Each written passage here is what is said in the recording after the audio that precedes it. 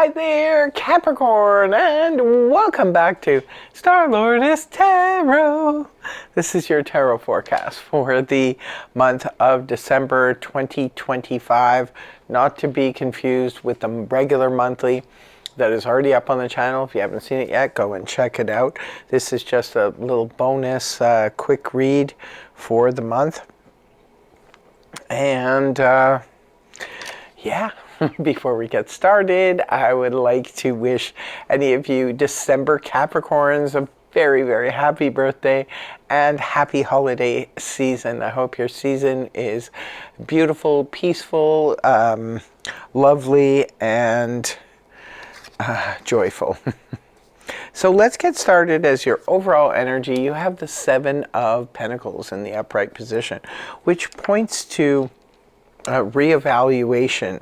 It could be you're reevaluating some things this month. It could be your financial situation. It could be what you do for a living. We could be reevaluating anything that has been steady in our lives for quite some time. We built it up, and you know, it could be investments for some of you. You're looking at your investments and saying, yes, they paid off up until now, but you know, are they going to continue to do so going forward? Maybe you might want to look at moving some things around. It can be about, you know, reevaluating what you do for a living. Like, is this something that will sustain me into the future? Things like that. So it's just about reevaluating. We're not ready to do anything just yet. We're just sort of looking at things. But I think reevaluating is a very, very important thing to do, because we shouldn't just assume that everything, just because it's worked until now, it's going to continue to bear fruit in the future. Now, your crossing energy is the King of Cups. Crossing energy is something that wanes in and out throughout the month for you. It's not necessarily a prominent part of the month, but it's definitely something that is felt and is there. The King of Cups is water energy, Cancer, Scorpio, Pisces, Sun, Moon, and Rising. The King of Cups can represent a person. It can even represent an aspect of you, especially if you have water in your chart. It could be that the King of Cups is all about calming the waters, right? The emotional waters, the spiritual waters. The King of Cups can represent a spiritual guide. It can represent a caring doctor. It can represent a therapist, a counselor, or someone, just a good friend, family member, or spouse who's helping us to calm the emotional waters of whatever is going on. Because the King of Cups has already run the gauntlet on emotions, knows how to process them, is showing up as someone who's very emotionally mature and able to handle whatever's going on. You come into the month with the Eight of Pentacles. Of course you do, Capricorn. The worker bee card. So the Eight of Pentacles is nose to the grindstone, focus very much on work. Some of you could be very much focused on this because it's year end and you're trying to get some things wrapped up before the new year. Others of you could be just working really hard to make money for the holidays or for the new year. Others of you are just very much focused on a project that you believe will be profitable down the line. In the middle of the month, we have the World card in the upright position, which points to the closing of a cycle. Yes, it's interesting because it's the closing out of the year.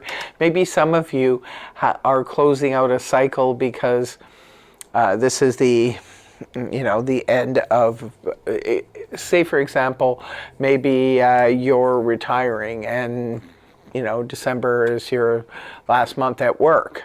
Maybe that's why you're finishing some things up. This could be, closing it out, because this can represent retirement. It can represent graduation. Some of you could be graduating from a course, and that's the end of your learning stage. Now you're heading into a whole new career or a whole new job.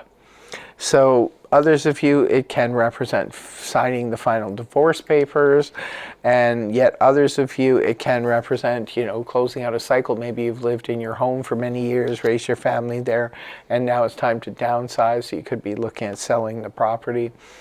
It could be, you know, the end of being single. Maybe some of you are getting married. It can represent the end of something you've been doing for many, many years. This is just a wrap up of it. So some of Capricorns could be looking at, well, this is the last year I'll be doing, you know, fill in the blank, right? And this closes out that cycle. Some of you could be looking at moving across the world or traveling the world or something.